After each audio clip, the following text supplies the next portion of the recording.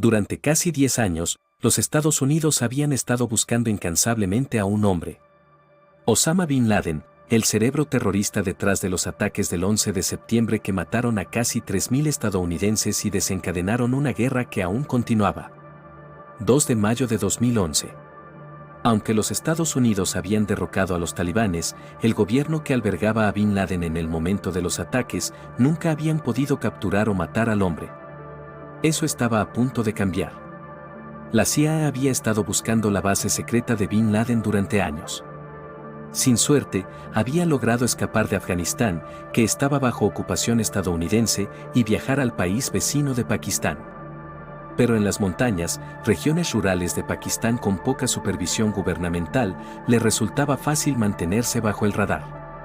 El gobierno había estado buscando pistas durante años, pero finalmente consiguieron una ruptura en 2010 cuando sus pistas los llevaron a un complejo en Abbottabad. Comenzaron a tomar imágenes de vigilancia del complejo y a determinar la mejor manera de asaltarlo. Lo que siguió fue una de las operaciones de recopilación de inteligencia más complicadas en la historia de Estados Unidos. El complejo estaba fuertemente custodiado y en territorio enemigo. Estados Unidos tuvo que depender en gran medida de la ayuda local para recopilar inteligencia. Y durante un periodo de meses, espiaron el edificio de 3 pisos. Aprendieron cada detalle sobre el edificio, pero aún faltaban muchas cosas. Por un lado, el infame líder terrorista era increíblemente reservado. Tan reservado que nunca pudieron capturar una imagen de él entrando o saliendo del edificio. Así que todo seguía siendo circunstancial. Pero después de un periodo prolongado de tiempo, pudieron concluir que ahí era donde estaba Osama Bin Laden. Ahora era el momento de actuar. Fue el 29 de abril cuando el presidente Obama fue informado de los detalles de la operación. Muchos dentro de su equipo de seguridad eran escépticos sobre la operación.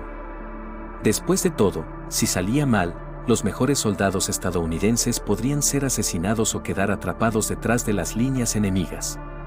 No solo sería una pérdida desastrosa de vidas, sino que potencialmente expondría muchos de los mayores secretos de Estados Unidos si fueran interrogados y forzados a revelar información clasificada. Y con las dudas de que Bin Laden realmente estuviera en el complejo, muchos no creían que valiera la pena el riesgo. Finalmente, el presidente no estuvo de acuerdo y dio el visto bueno a la operación que se convertiría en la Operación Lanza de Neptuno. Y las personas que la llevarían a cabo serían las mejores de las mejores. Conoce al SEAL Team 6, un escuadrón de élite de los Navy SEALs altamente entrenados. Responden directamente al Comando Conjunto de Operaciones Especiales y llevan a cabo algunas de las operaciones más clasificadas del gobierno estadounidense. Estas incluyen rescates de rehenes, misiones especiales de espionaje, contraterrorismo, targeting de infraestructura enemiga y acciones directas contra los enemigos más mortales de Estados Unidos, como Osama Bin Laden. Serían informados sobre la misión, que se clasificaría como captura o matar. Oficialmente, Estados Unidos tiene la política de nunca matar a un enemigo que ya se haya rendido, pero nadie involucrado en la misión tenía la ilusión de que Osama Bin Laden alguna vez se rendiría. Y para llevar esto a cabo, tuvieron que implementar algunas estrategias arriesgadas. La planificación había estado en curso durante la mayor parte de un año desde que comenzaron a llegar los informes de inteligencia, y se habían considerado muchas estrategias. La más fácil habría sido una operación conjunta con las fuerzas militares pakistaníes. Pero el gobierno pakistaní no era exactamente amigable y Estados Unidos temía que Bin Laden pudiera ser advertido con anticipación. Estados Unidos también consideró atacar el complejo con bombarderos furtivos que podrían atomizar a Bin Laden, pero no habría manera de asegurarse de que ya estuviera muerto. Y el astuto líder terrorista había logrado escapar de las operaciones estadounidenses antes. Así que en su lugar, el gobierno decidió ir a la vieja escuela. El equipo SEAL-6 sería transportado en helicópteros Black Hawk modificados que estaban diseñados para ser silenciosos y podrían volar bajo el radar enemigo. El ejército pakistaní había sido entrenado y equipado en gran medida por asesores estadounidenses, por lo que sus capacidades eran conocidas y Estados Unidos estaba seguro de que podrían sortearlas. El objetivo era llegar al complejo sin ser detectados o desafiados por las fuerzas pakistaníes, y una vez que el objetivo estuviera abatido, podrían realizar una retirada rápida. 1 de mayo, 1:22 de la tarde. El secretario de Defensa, Leon Panetta, recibió la orden del presidente y dirigió al almirante William McRaven para avanzar con la operación. Dentro de las siguientes 2 horas, el presidente Obama y su equipo de seguridad nacional se trasladarían a la sala de situaciones para ver cómo se desarrollaba todo a través de imágenes de visión nocturna transmitidas por un dron. Los aproximadamente 24 Navy SEALs enviados en la misión serían temporalmente transferidos al control de la CIA, por lo que técnicamente no sería una misión militar y no se clasificaría como un acto de guerra. Estos iban a ser algunos de los minutos más críticos en la historia moderna de Estados Unidos, y para los hombres en el terreno, cada minuto contaría. Mientras que los aproximadamente 2 docenas de SEALs serían los que asaltarían el complejo, había 79 comandos y un perro involucrados en la redada. El perro, un malinois belga llamado Cairo, estaba allí para alertar a los SEALs de cualquier actividad repentina, incluida la aproximación del ejército pakistaní al complejo o cualquier persona que intentara escapar. El equipo principal estaba respaldado por un manejador de perros, intérpretes, pilotos, agentes de inteligencia y expertos en tecnología que harían todo posible. Pero el éxito o el fracaso de la misión dependería de los hombres que entraran al complejo, y un movimiento en falso podría significar la perdición. 3:30 de la mañana aproximadamente 2 helicópteros descienden sobre el complejo de Abbottabad mientras otros helicópteros están de guardia en caso de ser necesarios. Estos 2 llevarán a cabo la misión principal. Volando bajo al suelo, los helicópteros Black Hawk silenciosos se mantienen sobre los terrenos del complejo. Mientras el primero despliega cuerdas para bajar a su equipo al suelo. El otro se dirige a la esquina noreste para dejar de manera encubierta a su intérprete, manejador de perros y 4 SEALs. Si todo iba bien, pronto estarían en el complejo. Pero no todo salió bien, aunque los helicópteros no fueron detectados y no recibieron fuego hostil. La madre naturaleza tenía algo que decir. El primer helicóptero voló hacia lo que se conoce como un estado de anillo de vórtice, un fenómeno aéreo causado por temperaturas más altas de lo esperado, creando un vórtice de aire. La presión del aire de los rotores no se difuminó adecuadamente. El helicóptero perdió el equilibrio y rozó la pared trasera del complejo. El rotor de cola resultó gravemente dañado y el helicóptero comenzó a volcarse. El piloto, rápido de reflejos, condujo el helicóptero hacia el suelo primero, evitando un colapso total. Y los SEALs y la tripulación pudieron escapar ilesos después de un aterrizaje brusco. Ahora la única pregunta era si esto había arruinado su misión secreta. La respuesta parecía ser no, ya que no había señales de agresión desde el complejo. Los SEALs habían logrado soportar un aterrizaje forzoso sin ser detectados. El helicóptero estaba seguro contra las paredes del complejo y el otro helicóptero había aterrizado de manera segura fuera del complejo. El resto del equipo estaba escalando las paredes y todo el equipo se reunió. El siguiente paso era asaltar el complejo, y ahí es donde entraba en juego el equipo de explosivos de los SEALs. Necesitaban entrar rápidamente y sorprender a las personas dentro con choque y asombro. La preparación externa fue clave, pero una vez dentro, cada segundo contaría. 10 años de búsqueda se reducían a esto. 3:33 de la mañana. Para pasar la seguridad, los SEALs usaron explosivos portátiles para volar las puertas de la casa de huéspedes del complejo. Uno por uno, asaltaron el complejo y comenzaron a subir las escaleras. La primera habitación que encontraron en el primer piso contenía 2 hombres adultos, pero ninguno era Osama Bin Laden. Fueron detenidos, pero no eran el objetivo. Más inquietante aún, cada piso parecía contener pequeños grupos de niños. Esto no era solo un complejo terrorista. Era un hogar, donde los terroristas mantenían a sus familias independientemente del peligro en que los ponían. Y con cada piso que los SEALs ascendían, el peligro aumentaba. 3:35 ¿Qué pasó después? Los informes de eso pueden variar. Al llegar al segundo piso, encontraron más resistencia. Aquí es donde se encontró al mensajero de Bin Laden, Abu Ahmed al-Kuwaiti. Y el SEAL Mark Owen escribiría controversialmente un libro sobre el tiroteo. Afirmó que al-Kuwaiti estaba armado y disparó a los SEALs. Mientras un SEAL resultó levemente herido, ellos devolvieron el fuego y mataron al mensajero malvado. Sin embargo, ¿qué pasó después? Los informes varían. Matt Bisonet, uno de los SEALS en el lugar, afirma que Bin Laden había sido herido de muerte por los disparos iniciales. Al acercarse, sus esposas intentaban protegerlo y los SEALS se vieron obligados a actuar, ya que cualquiera de ellas podría tener un dispositivo explosivo. Pero cuando las empujaron, encontraron a Bin Laden en el suelo, mortalmente herido. Mientras se movía, dispararon varios tiros y neutralizaron al líder terrorista para siempre. Pero otro SEAL tenía una historia muy diferente. Robert J. O'Neill sería uno de los primeros SEALS en identificarse como uno de los hombres en la misión y tenía un recuerdo mucho más dramático de los eventos en su relato. Osama Bin Laden podría haber sido herido, pero estaba lejos de ser neutralizado. De hecho, estaba lo suficientemente fuerte como para agarrar a una de las mujeres en la habitación y esconderse detrás de ella, usándola como escudo humano. Mientras Bin Laden empujaba a la desafortunada mujer hacia los SEALS, O'Neill disparó rápidamente 2 tiros directamente en la frente de Bin Laden y lo mató. ¿Cuál informe era preciso? El informe de acción posterior de la Marina favorece el relato de Bisonet y, con eso, uno de los enemigos más notorios de Estados Unidos ya no existía. El equipo SEAL informó. Por Dios y el país. Jerónimo. Jerónimo. Jerónimo. Confirmando oficialmente que el enemigo había sido muerto en acción. Todo el asunto había tomado menos de 15 minutos desde el aterrizaje hasta la eliminación de Osama Bin Laden, una de las operaciones más eficientes en la historia militar de Estados Unidos, y se había completado sin una sola muerte o herida grave para todo el equipo SEAL. Al observar desde la sala de situaciones, el presidente Obama pronunció las palabras que todo el equipo de la Casa Blanca había estado esperando escuchar. Lo conseguimos. Pero la misión aún no había terminado. 3:55 Los miembros del equipo SEAL rápidamente se pusieron en acción, asegurando el cuerpo de Bin Laden y trasladándolo al piso inferior.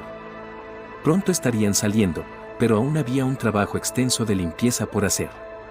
El complejo podría ser una fuente de inteligencia vital y registraron a fondo la habitación y el área circundante.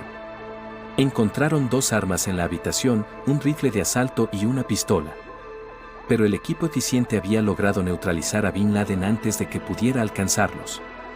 No estaban cargados, lo que indicaba que el líder de Al-Qaeda no esperaba un tiroteo. Pero, ¿qué hacer con los otros residentes? Casi todos los que habían enfrentado a las tropas estadounidenses con armas habían sido muertos, pero el complejo estaba lleno de civiles. Estados Unidos no tenía ningún deseo de llevar a todas las mujeres y niños encontrados allí bajo custodia, por lo que los inmovilizaron sin violencia y los dejaron fuera del complejo para ser encontrados por las fuerzas pakistaníes. La mayoría no presentó resistencia, excepto la esposa herida de Bin Laden, Amal Ahmed Abdul Fattah. Ella reprendió a los SEALS en árabe durante toda la misión de limpieza y parecía que la mujer yemení era una verdadera creyente en la misión de su difunto esposo.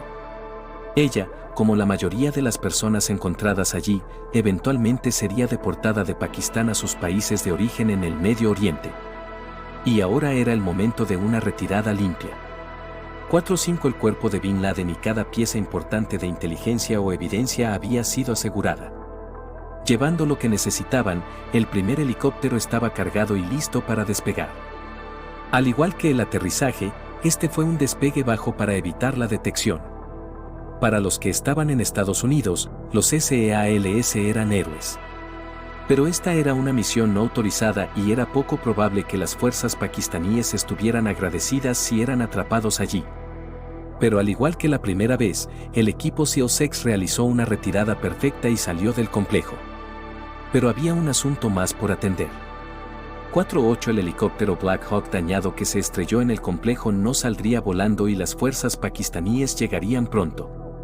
El helicóptero contenía información vital sobre las capacidades militares de Estados Unidos porque no era solo un helicóptero estándar y había sido equipado con características de sigilo. Así que antes de partir, las tropas usaron los mismos explosivos portátiles como los que habían usado para asaltar el complejo y dieron a su helicóptero caído una despedida explosiva. Esto solo tomó minutos, y pronto uno de los helicópteros de respaldo traídos en la misión llegó, recogió a los SEALS restantes y los llevó para unirse al primer helicóptero. La misión había terminado, y ahora era el momento de un largo viaje. 5:53 El viaje de regreso duró más de 1 hora y media, más de 3 veces la duración de la misión que mató a Osama Bin Laden. Pero ahora que había terminado, tenían que regresar a territorio seguro en Afganistán ocupado por Estados Unidos, donde los estadounidenses habían estado luchando desde los días posteriores a los ataques terroristas del 11 de septiembre. Aunque era poco probable que los pakistaníes dispararan a un helicóptero estadounidense si era detectado, una fuga sigilosa iría mucho más suave. Así que las tropas estadounidenses realizaron algunos esfuerzos de desinformación mientras las varias explosiones llevaban a multitudes antes del despegue. Un oficial militar estadounidense de habla urdu afirmó que había sido una operación pakistaní que se estaba llevando a cabo en el complejo y que mantuvieran su distancia. Funcionó, y los estadounidenses aterrizaron de manera segura en la base aérea de Bagram, llevando el cuerpo de Osama Bin Laden. Ahora era el momento de lidiar con las secuelas. 7:1 De vuelta en la Casa Blanca, la celebración estaba moderada por una pregunta. ¿Era realmente él? Bin Laden era infame por usar dobles y había habido múltiples ocasiones en que se pensaba que había sido asesinado, solo para que resultara ser una finta. Así que todos esperaban ansiosos los resultados de los exámenes preliminares del cadáver. Y más de 1 hora después de que los SEALS llegaran a Afganistán, llegó un nuevo informe indicando que el notorio fugitivo estaba realmente muerto. Esta vez, Estados Unidos había capturado a su hombre y el público estadounidense estaba a punto de enterarse. Era la noche del 1 de mayo cuando se empezó a correr la voz de que el presidente iba a dar un discurso en televisión esa noche. Por lo general, cuando Barack Obama daba un discurso planeado, era temprano en la noche durante el horario estelar, a menudo para la molestia de todos los que intentaban ver su programa de televisión favorito. Pero este discurso no planeado con poco tiempo de aviso era diferente, y los observadores políticos siguieron esperando hasta que el presidente subió al podio con menos de media hora para la medianoche. Y tan pronto como abrió la boca, la gente supo que esto era grande. 11:35 Esta noche puedo informar al pueblo estadounidense y al mundo que Estados Unidos ha llevado a cabo una operación que mató a Osama Bin Laden, el líder de Al-Qaeda y un terrorista responsable del asesinato de miles de hombres, mujeres y niños inocentes. Mientras el presidente rendía homenaje a los muchos que murieron en los ataques terroristas de Bin Laden, una celebración espontánea estalló alrededor del país. Faltaban poco menos de 10 años desde los ataques terroristas del 11 de septiembre y muchos estadounidenses vivían con el miedo del próximo ataque. A medida que se difundía la noticia, grandes grupos de fanáticos que asistían a eventos deportivos gritaban de alegría. Los demócratas exultaban en la mayor victoria de política exterior de la presidencia de Obama. Y los republicanos celebraban el fin de un enemigo mientras se preguntaban si valía la pena siquiera competir contra él el próximo año. Y solo quedaba una cosa por hacer. 12:59 Era poco más de 1 hora después del discurso del presidente Obama y las tropas tenían un gran asunto pendiente. ¿Qué hacer con el cuerpo de Osama Bin Laden? El líder terrorista había sido completamente probado y examinado y estaban seguros de que era él. Había sido revisado por cualquier información vital y el cuerpo no tenía más secretos que revelar. Lo único que quedaba por hacer era deshacerse del cuerpo. Pero había un problema con eso. Nadie lo quería. Bin Laden era buscado en casi todos los países del planeta e incluso los países donde había buscado refugio. Pakistán y Afganistán lo consideraban un forajido. Ningún país querría darle una tumba porque sería un objetivo masivo para la actividad radical. Nadie quiere tener una peregrinación de Al-Qaeda en su país cada año. Entonces, ¿por qué no simplemente cremar su cuerpo y terminar con eso? La cremación está en contra de la tradición islámica. Y por más odiado que fuera el líder terrorista, el gobierno aún quería respetar su fe. No era necesario enfurecer más a sus seguidores de lo que ya estaban, dado que su líder acababa de ser eliminado. Afortunadamente, había una alternativa. El cuerpo de Bin Laden fue cargado en el portaaviones Carl Vinson y el gobierno de Estados Unidos llamó al gobierno de Arabia Saudita para obtener aprobación para deshacerse del cuerpo. Después de todo, él era ciudadano saudí y los saudíes eran aliados importantes del gobierno estadounidense en ese momento. Y la respuesta saudí fue, no nos importa lo que hagan con él, solo no lo hagan nuestro problema. El plan de enterrar a Osama Bin Laden en el mar fue aprobado y el cuerpo fue tratado con ritos religiosos musulmanes. Incluso hubo una breve lectura de declaraciones religiosas en árabe, en cuyo punto el cuerpo fue envuelto en una mortaja blanca, colocado en una bolsa cargada con cientos de libras de cadenas de hierro y colocado en una tabla de madera. Al inclinar la tabla hacia adelante, el cuerpo de Bin Laden se deslizó hacia el mar, asegurando que el líder terrorista nunca tuviera una tumba que pudiera ser visitada por leales o atacada por enemigos. Y ahora que toda la operación había terminado, solo quedaba la limpieza por atender. Eran aproximadamente las 3 de la mañana hora local en Pakistán cuando el jefe del ejército recibió una llamada telefónica informando al país sobre la operación que tuvo lugar en sus fronteras. El presidente del Estado Mayor Conjunto lo puso al tanto de los detalles y probablemente suavizó algunas palabras airadas. Si bien hubo una breve disputa sobre si alguna fuerza pakistaní había estado involucrada, el gobierno lo negó y los informes indicaron que los aviones pakistaníes que se dirigieron al lugar solo llegaron después de que las fuerzas estadounidenses se hubieran marchado. Sin embargo, aquí no terminó la secuela. La redada que mató a Osama Bin Laden se desarrolló en menos de una hora. Pero el seguimiento se extendería por años. Las controversias se centraron en la legalidad de la redada en suelo extranjero. Aunque las leyes aprobadas después del 11 de septiembre dieron a Estados Unidos una gran libertad para eliminar amenazas en el extranjero, Pakistán no estaba complacido con que Estados Unidos operara en su territorio y Estados Unidos quería saber más sobre la red de apoyo de Bin Laden en Pakistán. Ninguno obtuvo demasiadas respuestas. Las teorías de conspiración persistieron sobre que Bin Laden seguía vivo, aunque el gobierno estadounidense publicando algunas fotos del cadáver del líder terrorista en gran medida puso fin a eso. Y hubo un acto más inevitable. Una vez que la operación fue parcialmente desclasificada, varios miembros del equipo comenzaron a publicar memorias. Algunas variaban en detalles y la mayoría hacía que la persona que escribía el libro fuera el héroe. Así que naturalmente, no pasó mucho tiempo antes de que Hollywood llamara. Solo un año y medio después de la muerte de Osama Bin Laden, se estrenó la película Zero Dark Thirty y su elección para el héroe fue una analista de inteligencia ficticia interpretada por Jessica Chastain. Porque no sería un momento clave en la historia estadounidense sin que Hollywood le pusiera su propio giro. ¿Quieres saber más sobre esta famosa casa? Mira las cosas raras que los Navy SEALs descubrieron en el complejo de Osama Bin Laden, o mira este video en su lugar.